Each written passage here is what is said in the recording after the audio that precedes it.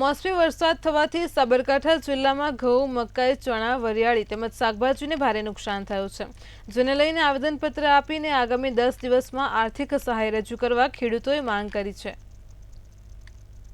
સાબરકાંઠાના પોસીના ખેડબ્રહ્મા, વિજયનગર, વડાલી સહિત ઈડરના ગ્રામ્ય વિસ્તારોમાં ગતરોજ થયેલા કરા સાથેના વરસાદના પગલે ખેડૂતો પાયમાલ થઈ ચૂક્યા છે, જેમાં વડાલી પંથકમાં 12,665 હેક્ટરમાં ઘઉં તેમજ 800 હેક્ટરમાં ચણાનું વાવેતર કરાયું છે।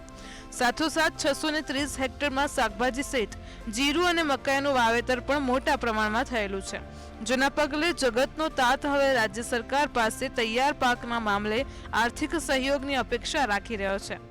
કાલે જે કમોસમી વરસાદ પડ્યો એમાં કરા સાથે બહુ ભારે વરસાદના કારણે સર્વે પાકમાં વડાલી તાલુકા પંથકમાં સર્વે પાકો બધા નિષ્ફળ ગયા। ચણા, ઘઉં, રાયડો, દિવેલા, પપૈયા, શાકભાજીના પાકો।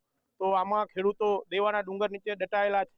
તો સરકારને એક નમ્ર અપીલ છે કે આનું તાત્કાલિક સર્વે કરી અને ઝડપથી 10 દિવસમાં વળતર ચૂકવે એવી ખેડૂતોની માગણી છે। તો ભારતીય કિસાન સંઘ અને લાગણીની માગણી કરે છે અને દિવસો દિવસ દવાના, ખાતરના અને મજૂરીના ભાવ બમણા થતા જાય છે અને ખેડૂતોને પૂરું વળતર મળતું નથી। ખેડૂતો દેવા ડુંગર દટાતો જાય છે। તો અમે માગણી કરીએ છીએ અને ગઈકાલે નુકસાન થયું છે એમાં પૂરેપૂરી સરકાર સહાય કરે અને વળતર ચૂકવે। ગતરોજ થયેલો વરસાદ જાણે કે કુદરતી આફત સમાન વડાલી તાલુકાને ટાર્ગેટ કર્યો હોય તેમ ભારે પવન અને કમોસમી વરસાદ સાથે બરફના કરા પડતા ખેડૂતો માથે આભ તૂટી પડ્યું છે। આ મામલે વડાલી તાલુકાના ખેડૂતોએ એકઠા થઈને રવિવાર રજાના દિવસે પણ મોટી સંખ્યામાં ખેડૂતોએ એકઠા થઈ વડાલી એપીએમસી થઈને મામલતદાર કચેરી સુધી ચાલતા જઈ નારા સાથે આવેદનપત્ર આપ્યું હતું। શિયાળુ પાકને બહુ મોટા પાયે નુકસાન થયું છે।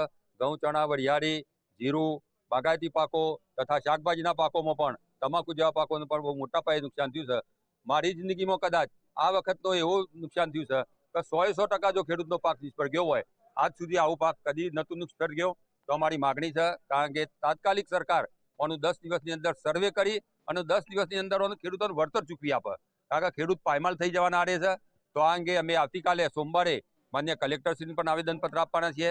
સાંજે 4 વાગે માન્ય મુખ્યમંત્રીશ્રીને પણ આ અંગે અમે રજૂઆત કરવા જવાના છીએ। એના કારણે અત્યાર સુધી જે અધિકારીઓ દ્વારા પહેલા પર જે સર્વે થતું એ સર્વેમાં ખેડૂતોને કોઈ સંતોષ નથી અને આ વખતના જે નુકસાની છે એ સંપૂર્ણ 100% બધા જ ગામોમાં 100% તમામ પાકો નિષ્ફળ ગયા છે।